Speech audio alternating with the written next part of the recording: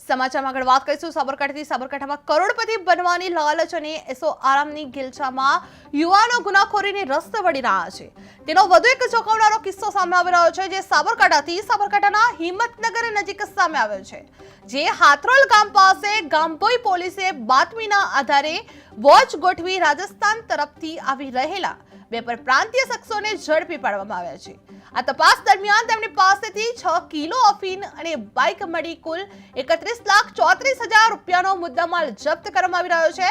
જે આરોપીઓ રાજસ્થાનથી અફીણ લાવી સતલાસના વિસ્તારમાં વેચાણ કરવાની તૈયારીમાં હતા, પરંતુ તે પહેલા જ પોલીસે તેમનો ખેલ પકડી લીધો હતો। બંને આરોપીઓને કોર્ટમાં રજૂ કરી 6 દિવસના રિમાન્ડ મેળવવામાં આવી રહ્યા છે। જે હિંમતનગર પાસે લાખોનું અફીણ ઝડપી પાડવામાં આવ્યું છે। જે ડ્રગ્સ સપ્લાયર પર પોલીસે લાલ આંખ જોવા મળી છે। જે રાજસ્થાનથી આ 6 કિલો અફીણ લાવવામાં આવ્યું હતું, જે બાઇક પર ડ્રગ્સની હેરાફેરી કરતા આરોપીઓ પકડાયા છે। જે બે પરપ્રાંતીય ડ્રગ્સ સોદાગર ઝડપી પાડવામાં આવ્યા છે। જે હેરાફેરી કરતા આરોપીને ઝડપી પાડવામાં આવ્યા છે। જે હાથરોલ ગામ પાસે ગામભોઈ પોલીસે બાતમીના આધારે વોચ ગોઠવી હતી। જે બે આરોપીને પણ પકડી પાડવામાં આવ્યા છે।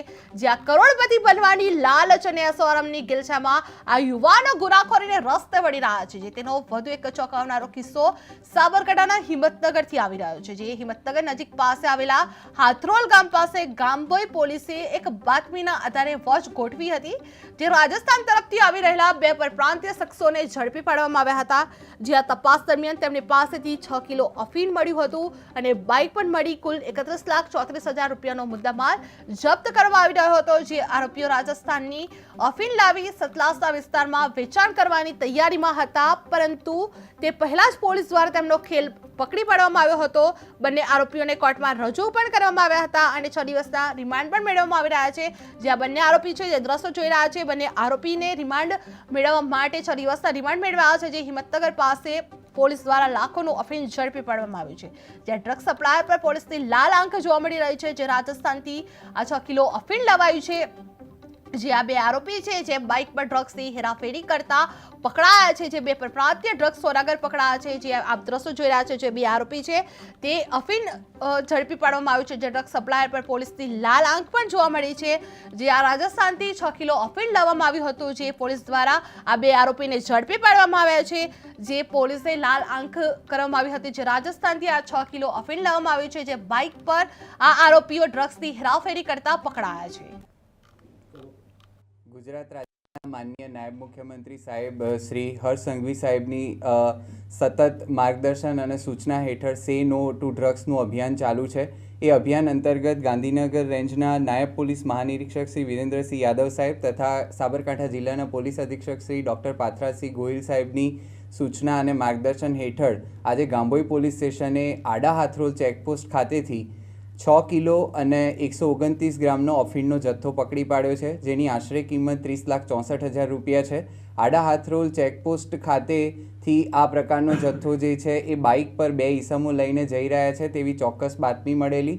એના આધારે ગામભોઈ પોલીસ સ્ટેશને કાયદેસરની કાર્યવાહી કરી એ અફીણનો જથ્થો ત્યાંથી પકડી પાડેલો અને બંને ઈસમોને પણ ત્યાંથી પકડી પાડેલા છે। આ જથ્થો તેઓ અહીંયાથી સતલાસણા લઈ જતા હતા તેવું પ્રાથમિક તપાસમાં પોલીસને જાણવા મળ્યું છે।